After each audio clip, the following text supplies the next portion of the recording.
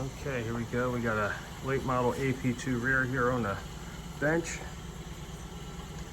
What do you think? You think I can make it pretty?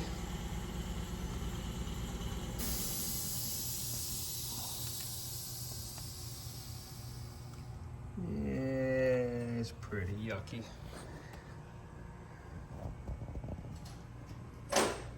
But I think we can make it pretty. Let's find out. Oh, this one's got a bad LSD in it. Note that the stub axles are driving in the same direction. They're locked. So LSD is shot in it. No big deal. We're going to be putting a Type S Osgiken limited slip differential inside this rear end. So no need for a good factory LSD at this point. All right, we're all opened up. Nothing appears to be broken. Backlash is good, just a broken LSD. But we will remove that pinion bearing off that pinion gear, and we'll take a look at that for pinion stress cracks.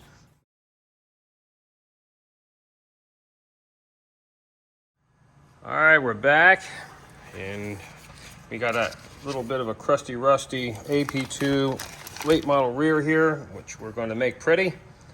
And it had a broken LSD. I knew that. It didn't feel bad. Backlash was good, but the pinion is stress cracked, as I was thinking it could be, but I wasn't 100% sure. But after careful analysis, poor man's Magnaflux, we have apparent pinion cracking. So yeah, this pinion's done. Junk, the gear set's done. Anyway, it's getting a new gear set, getting a 444. This episode's sponsored by Dunkin' Donuts, but we paid for the Dunkin' Donuts, so really it's not sponsored by Dunkin' Donuts at all. It's sponsored by money that was in our pocket that bought Dunkin' Donuts. But anywho, there we are. Oh, and of course we're gonna get rid of these things. Made in China bearings. We go ahead and put the original Japanese NSK coil bearings back in these rear ends, so with the all Japanese parts. So that's what we do. We go back all Japanese.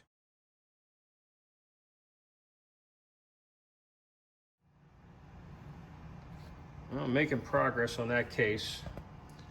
These are the original markings. I just cleaned them up and added fresh paint and went over what they did at Honda so it would pop.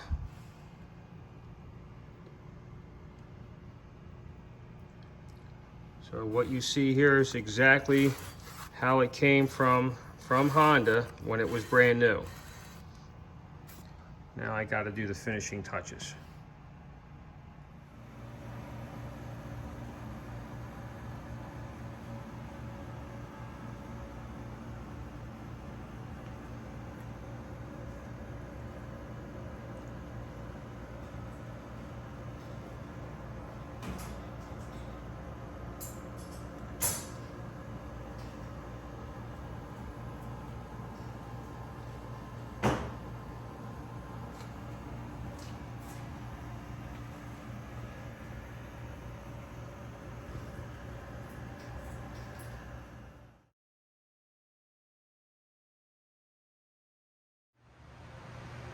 Good morning, everyone, and welcome back. We're finished with the restoration here. Time to do an assembly. This is the PuddyMod YouTube channel. Please subscribe, make comments, say hello, and welcome to it. On the bench is that AP2 rear. This is a late model AP2, 2006 to 2009. This has the vent box deal going on. It is getting an Osgiken limited slip LSD. That's a Type S LSD. It's a JDM thing. And everything is looking really, really nice. Getting a 444 final drive. This is all our restored hardware. Our case. As you seen earlier in this video, this thing was a rusty bucket. And now it looks like it just rolled down the assembly line. All the numbers are there. There's our Type S LSD from Osgiken. Upgraded bearing cap hardware. Hey, there you go, there's a word. Our restored stub axles, looking good. Our restored and refinished cover. This thing was it was kind of messy, so I actually had to spray this cover. I could not get away with a natural finish on it. So it has been sprayed. Looks fantastic. Has all the original assembly line markings on it, as you can see. And it will look great on this rear when I'm finished with the build. But anyway, there it is, and let's get started. Putting these. All right, I have the Type S Osgiken LSD out of the package here. I'm going to go ahead and check the fasteners to see if they're loose or tight before I do anything. And of course, they come in a variety of ways here. Oh, yeah, they're loose. I was going the wrong way, but I'm going the right way now. Yeah, they're loose. All right, so that means, yeah, that one was loose. All right, I'm just going to snug them up a little bit more, and I'm going to go ahead and balance this assembly here after I get the bearings on it. And then once I get it to where I need it to be, I'll go ahead and do the final torquing down on these fasteners here. For some reason, they just come in that way. I don't know why. Most LSDs will have these fasteners in, and they will be Loctited in place. But on this particular manufacturer, this particular unit, I find that these are most always at best hand tight. I've had 2 units so far that were so over tightened, none of these go out of this shop unless I go through these. Anyway, it's snugged up enough that we can go ahead and put bearings on it and check the balance on it, and then do final torque on these fasteners. Get these factory bearings out of the package here. These are NTN. Honda used a couple different manufacturers in these differentials, NTN, Coil, and NSK actually. So you have 3 different manufacturers of bearings in one particular differential unit. So these are NTN. That would be the factory Honda bearing is NTN. You can't buy this over the counter at like a auto parts store. They don't sell these. They sell a kind of a similar bearing that you can use. There's a cross reference. You can't buy the exact bearing without actually going to Honda and buying that bearing. It's just, you just can't buy it. So there'll be a difference in how many rollers there are with the aftermarket bearing, the way the lead in and the lead out on the bearing when you go to press this bearing on is different. Even the angle of this bearing is a little bit different. So you are not going to get an exact bearing match unless you buy a bearing from Honda. And these bearings are crazy expensive. And but if you want to do the job yourself and you want to do the job right, you have to buy the bearing from Honda. All right, let's get these pressed in. All right, I gotta lubricate this bearing. Hold on, please.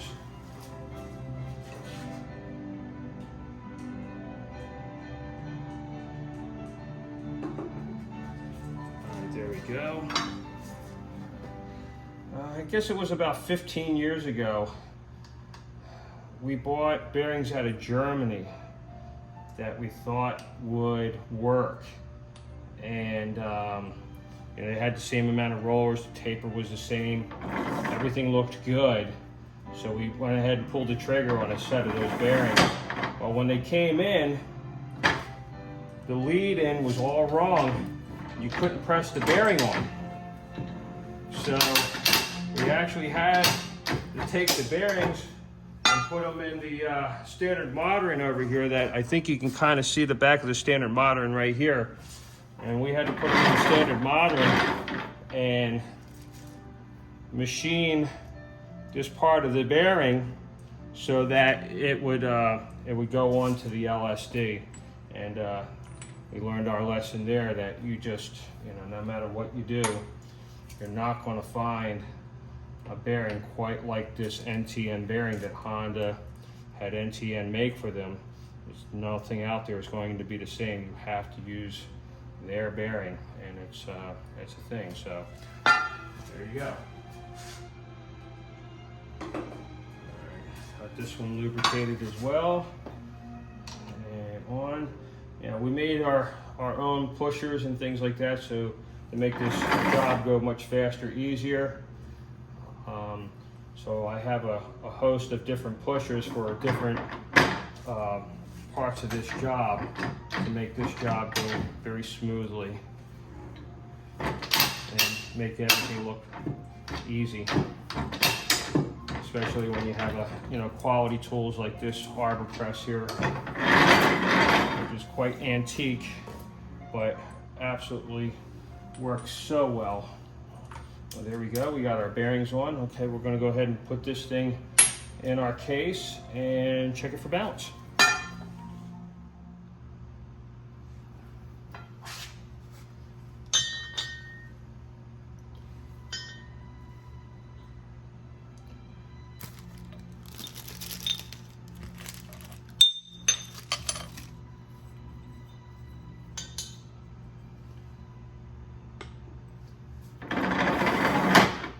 That seats it. And we go for a push.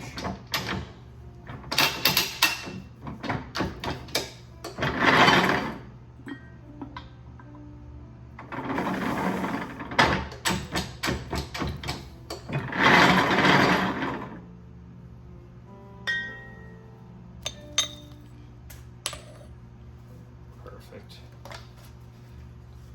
There's no paint on that case. Believe it or not, that is the natural finish that Honda put on it, which is kind of a baked on coating. And obviously you can tell it's quite durable. As you've seen how rusty this thing was. It takes time and some experience to get right. You can get this thing, looking good like it is now. All right, let's see, we'll go ahead and get that set up that way, and that way.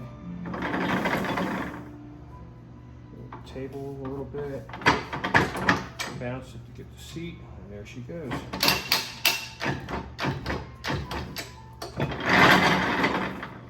A lot of trial and error until I got to a point where I could make these things look like this, retain that factory finish. Some of them are so bad you just can't, you have to paint them. But this year, starting last year and into this new year and everything like this, I've been really focusing on the restoration aspect of these cases and making them look, assembly line factory correct, factory fresh. And it's been well received. A lot of people are asking for it. It does take time. It is it's a process, that's for sure, to get that, to restore that, but it's worth it. At least I think it is, All right, we're back. I put this LSD in, Osgiken, and there's our balance. It is actually just shy of 1,000, so that's perfection. And I have done nothing to it other than just snug up those fasteners a little bit. So I am going to go ahead and torque them to final torque specs and check balance one more time, make sure we're on the money, which I'm sure we will be, and carry on and put the ring gear on. Got very lucky here, really nice. This is definitely a well-machined piece. Okay, here we go. Hold on a second, let's start it right there, okay. All right, here we go. Back with the balance with the ring gear in place. And it took a little bit of time, but we got it. We're in 1,000ths, which is really good. So I'm happy with that. I'll carry on with the build. Next thing is setting up the pinion with the new bearing and a proper shim. This is a 444 ratio. They usually require a heavier shim than what the 410 would have came with in this rear. So just an FYI to you guys, if you're gonna do a DIY, you're gonna need that shim kit because it will 99% of the time take a thicker, heavier shim than what you have already in your stock differential to add to change this gear set out. All right, let's get it going. All right, we're gonna get that new shim in place here. Get it pressed on.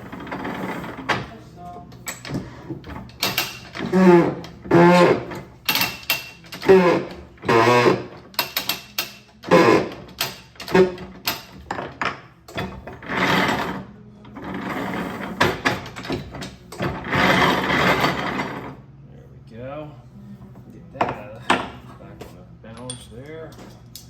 All right, perfect. Right where it needs to be.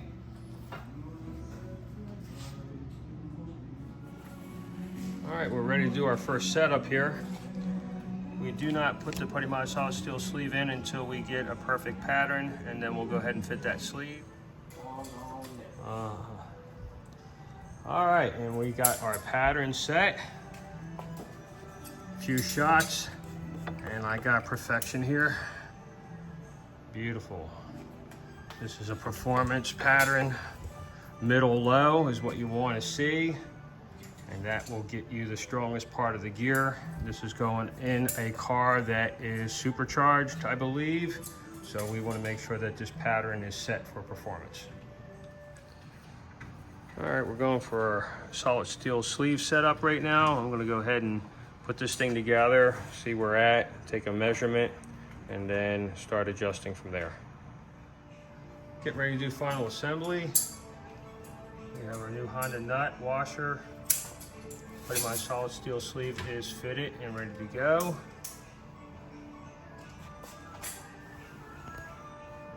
And this will finish off the bottom end. All right, we're all set up with the sleeve. And we got great torque on them pinion bearings. The preload is right where it needs to be. All right, let's go ahead and get the carrier ring gear in and set up backlash.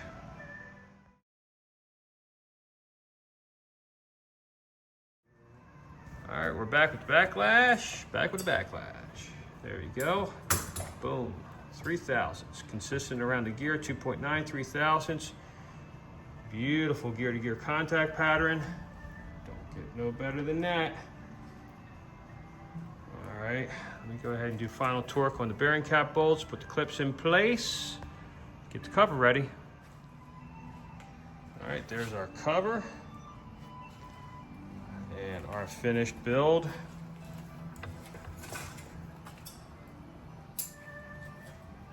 Anyway, here's the cover. PuddyMod sticker on it, Osgiken. There's the vent box that goes on the back of that. That is for 2006 to 2009 Honda S2000. Does not use the thimble venting system anymore. It uses a vent box. Goes back kind of like that. So, it looks pretty cool. Anyway, let's get it put on.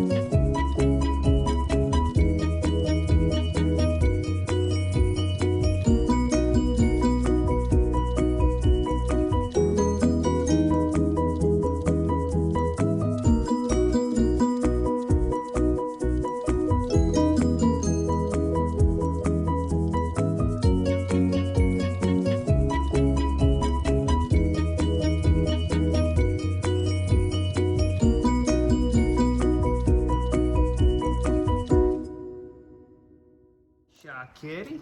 Oh, Shop Kitty's escaping, doesn't want to hang around. But anyway, here it is, all finished up. Looks bone stock, like it's supposed to, other than the decals on it here. Factory fresh, ready to go. On to the next one. Thanks for watching.